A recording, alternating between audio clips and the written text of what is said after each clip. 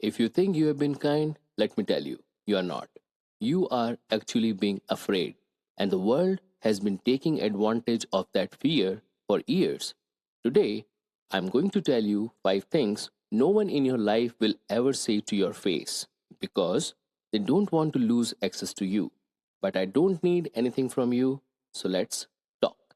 Before I give you the 5 truths, I need you to understand something.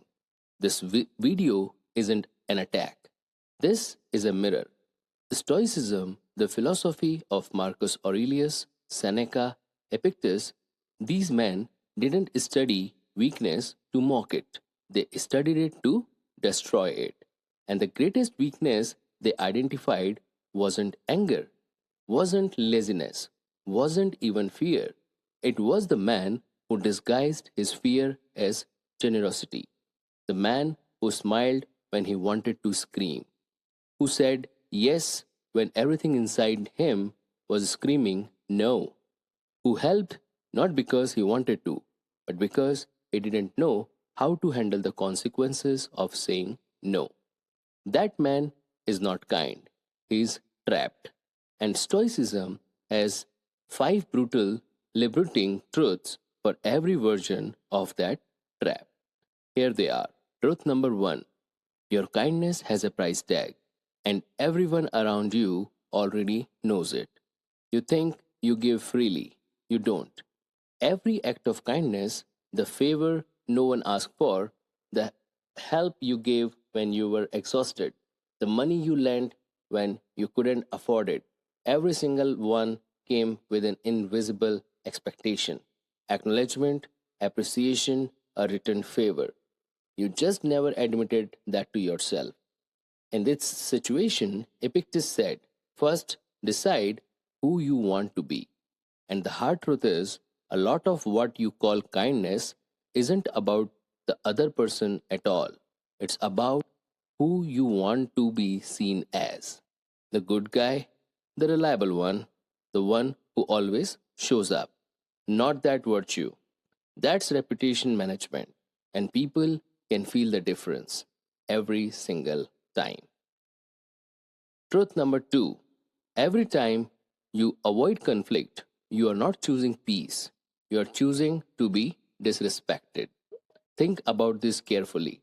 When someone crosses your boundary and you say nothing, you don't feel peace, you feel resentment. That resentment builds quietly under every smile, every nod, every it's fine. Marcus Aurelius wrote in Meditations, and I need you to really hear this.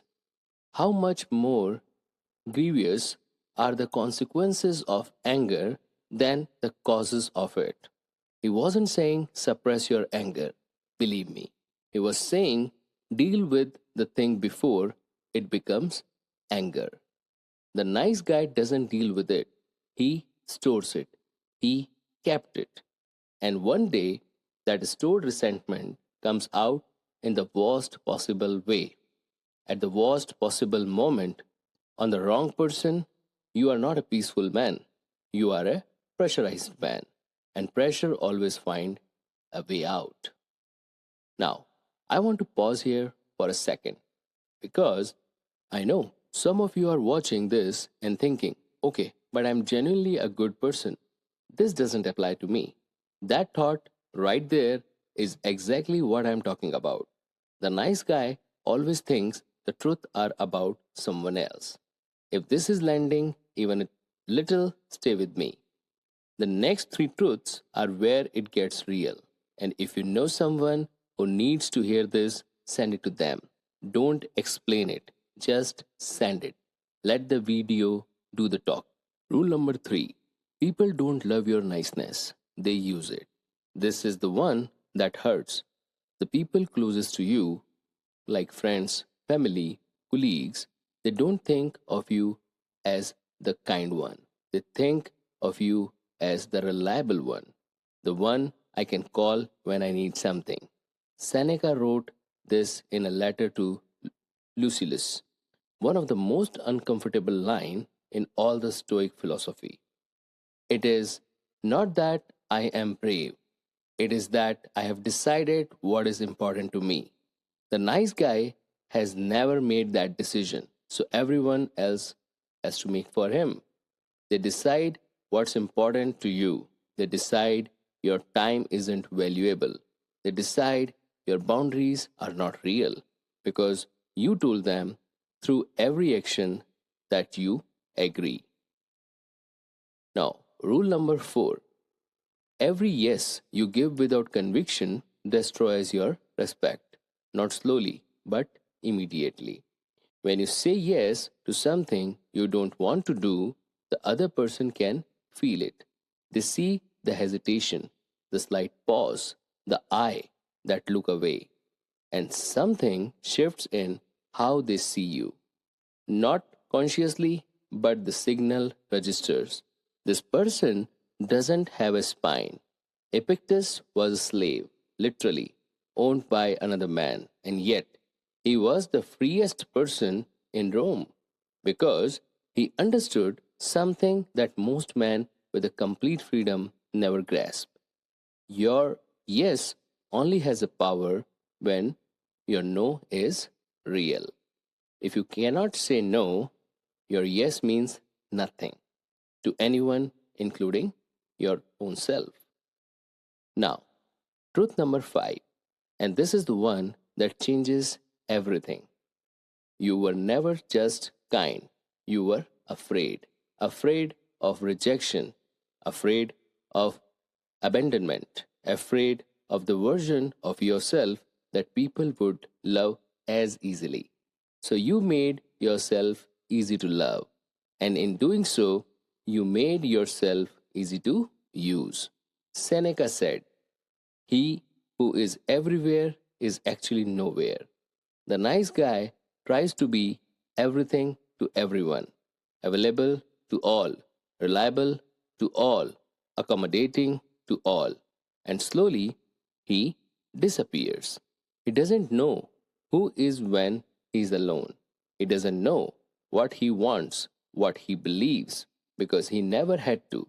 He was too busy being what everyone else needed. Stoicism calls the ultimate loss of freedom, not poverty, not prison, but the man who gave away his identity, one yes at a time.